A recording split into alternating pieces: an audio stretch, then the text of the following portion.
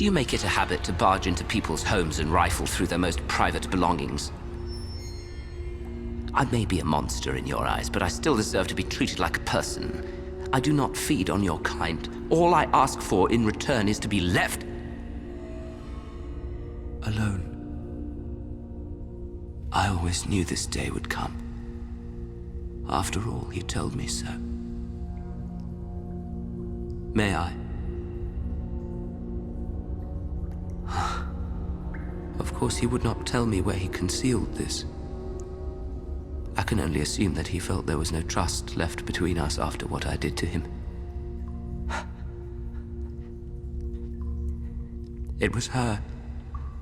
All her. Vlad Dracula was my dearest friend, and Mara used that against me, against the both of us.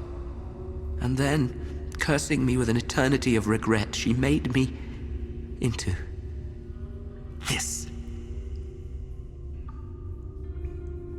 My flesh was weak, granted, but I never meant to betray his trust. He came to me before his untimely death, told me that repentance was possible, but I would have to stay here, wait for the time to come when she would rise again, and aid whoever would bring his life force back. For 500 years I have waited.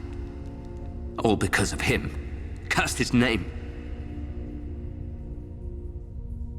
I know he gave me the key to his resurrection for one reason. Not because we were still friends, it was too late for that. And not because he truly trusted me. We were bitter enemies at the end. No, he made me a part of his legacy. His prophecy. Because he knew that I am Mara's one weakness. To get to him, she risked everything and made me into who I am.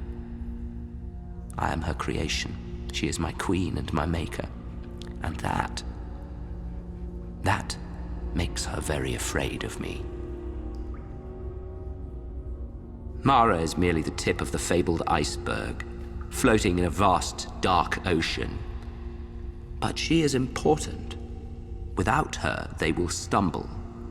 Do not ask me any more than that, because I do not know. I hear fragments, I read broken sentences, that is all. Whatever she is doing here, it must be stopped at once. It is beyond dangerous. We can all feel it, how close the darkness is. I cannot defeat her, of course. But I can help you get to her. And I can help you bring him back. Together, we may just have the whisper of a chance against Mara and her army.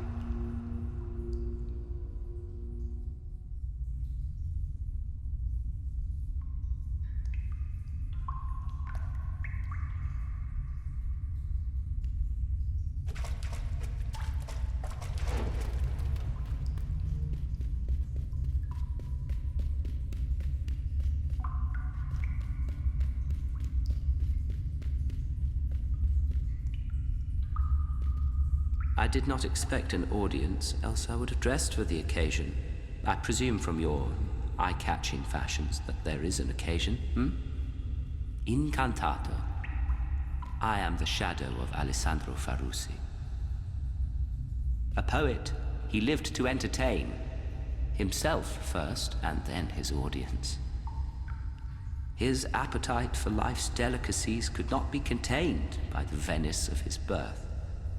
All the world was a feast, inviting, Knowing this, I understand what my killer saw in me, and I forgive her. To go beyond death, to find the most fabulous successes, it was wonderful, dizzying. Years passed as a carousel of delights. Delights to us, horrors to mortals. I saw what I had become. Alessandro Farusi consumed life to celebrate it. I merely preyed upon it. That is why I sealed myself away from the world. I could not face my shame, nor could I bear myself to the sun, any more than you would willingly step into a furnace.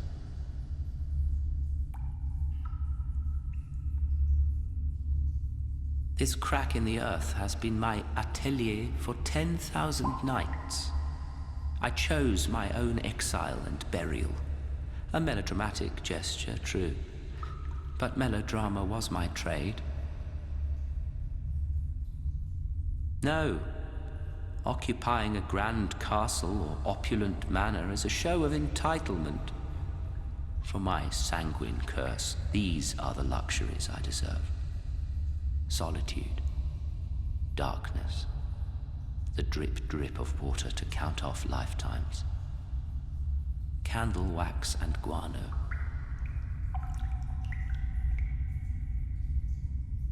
I convinced myself the valley outside had remained frozen, not just in snow, in time itself, that there was no world beyond such wonders, muses and inspiration. Alessandro Farusi never lived to see that world. You know better than I what unknown journeys brought men and monsters here. Yes, I have heard the thunder of their new machines. And in reply, the rocks seem to echo and quake, as if they hold a less willing prisoner than I. If an artist's spirit is a tendency to embellish, then I still possess a fraction of a spirit. But believe me, when Vlad Dracula lifted a blade, no man could be his match. I say man, none could match him. With iron, fire, and faith, he purged Wallachia of monster, demon, and spirit. He ended the corruption of the boyars. He pushed back the Mussulman and traitors alike. Nothing that hated him could wound him. Still, he was undone all the same. Love. It was love that caused it all to end.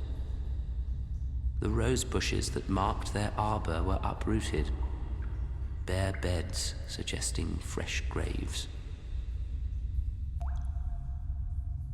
Ask me to speak of his kindness, speak of his charity, speak of his love, and I can only tell you of his defeat, despair, betrayal, betrayed by each other, and betrayed by me. Stood by, paralyzed with vampiric desire and all too mortal fear.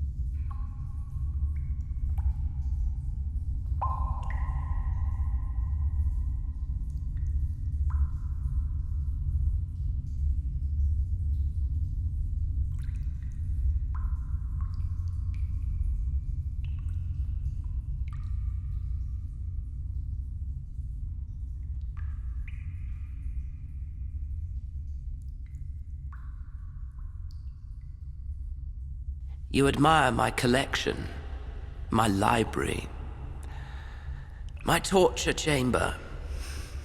Torture, yes. For a poet writes his works in his heart's blood. In life, I was a man of the world, an hedonista in the finest company, writers, dancers, artists, a warrior prince, and his dark-eyed princess. Now, I am as a withered, dry rose, pressed in my own books, cataloguing the long, famished years. But I would suffer 500 more if it would absolve my past. I assure you, memories are more bitter than the cold, more maddening than the gale. Like the vampires of Gothic tales, make the mistake of inviting them in, and they will consume you. So I buried my memories in hallowed ground.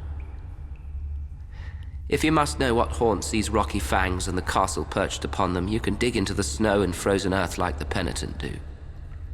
Or read me as a cautionary tale, and leave them where they lie, cold and dead as my soul. You at least have a choice.